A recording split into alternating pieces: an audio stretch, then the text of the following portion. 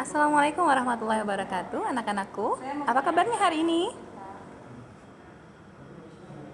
Good. Ya, hari ini kita akan mulai belajar tematik tema 1, pembelajaran 1. Apa saja sih yang kita pelajari? Coba kita akan mengenal organ gerak hewan dan manusia. Ya, apa saja tujuan pembelajaran kali ini? Tujuan pembelajaran kita hari ini adalah yang pertama, melalui teks bacaan organ gerak yang ada di buku kamu, siswa dapat menemukan ide pokok atau gagasan utama dalam teks dengan benar. Yang kedua, setelah mengamati gambar alat gerak, siswa dapat menjelaskan alat gerak manusia dan hewan dengan benar. Ide pokok adalah gagasan yang menjadi dasar dari sebuah paragraf. Nah, di dalam paragraf ini biasanya ide pokok disajikan dalam bentuk kalimat utama.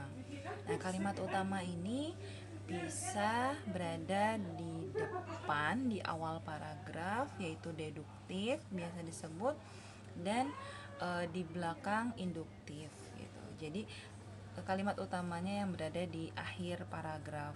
Nah, ide pokok ini ada di mana ya? Kita coba cari dari teks berikut. Yuk kita cari ide pokok dari bacaan organ gerak manusia dan hewan.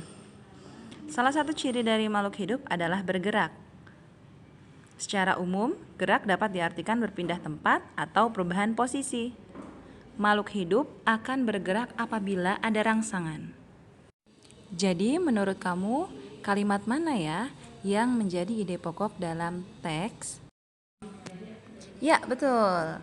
Ide pokok dari bacaan tadi adalah salah satu ciri dari makhluk hidup adalah bergerak. Good. Fungsi ide pokok adalah menjelaskan apa isi dan inti dari sebuah paragraf itu.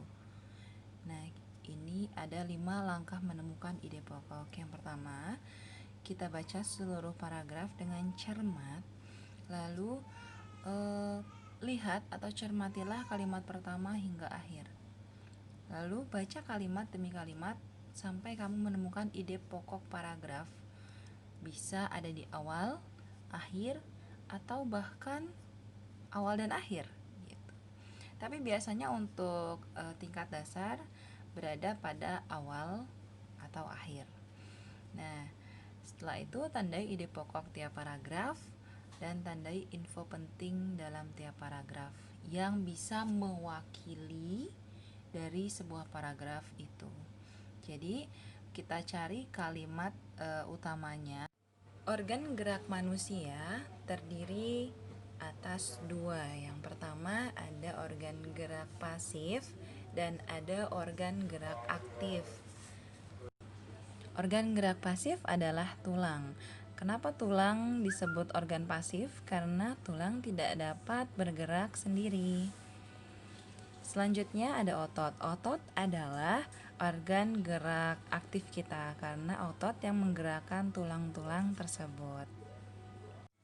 Secara umum, tulang memiliki beberapa fungsi utama. Yang pertama, tulang itu sebagai tempat melekatnya otot-otot kita. Yang kedua, tulang ini sebagai penopang tubuh kita supaya tegak.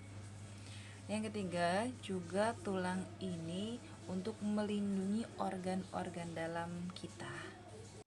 Sedangkan otot berfungsi untuk melakukan gerakan-gerakan dalam tubuh kita dan membantu pula organ-organ lain bergerak. Nah, sekarang kita sudah tahu kan apa itu organ gerak dan ide pokok bacaan. Terima kasih sudah menonton video pembelajaran hari ini. Tetap semangat belajar walaupun terpisah oleh jarak. Assalamualaikum warahmatullahi wabarakatuh.